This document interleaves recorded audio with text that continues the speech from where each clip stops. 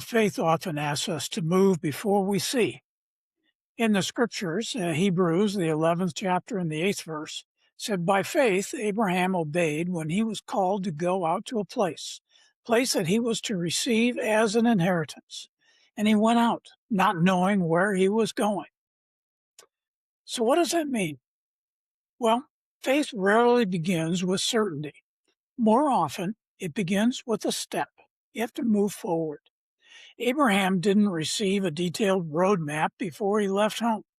God gave him a direction, not a destination, just a direction. And his obedience came before his understanding. And that's often how God works in our lives as well. We naturally want assurances before we act. We want every question answered, every risk removed. Yet faith asks us to trust the one who sees the whole journey rather than demanding to see it ourselves.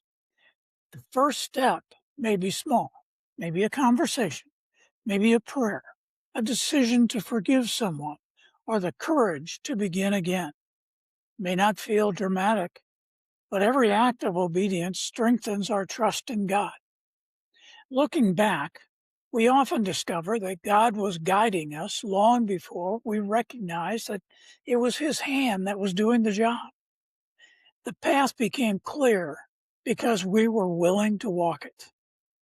Faith is not believing without evidence. It is trusting God's character when the next step is clearer than the final destination. So let me ask you a question.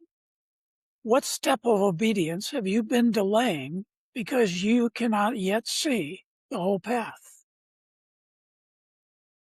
So what step of obedience have you been delaying because you cannot yet see the whole path? So maybe if there's an action we can take. Maybe we can identify one step that God is prompting us to take today and take it before the day is over. And that's trusting Him with what you cannot yet see. Thanks. I hope you enjoyed this. Please subscribe or follow. I'm GW. Please be with me. Thank you.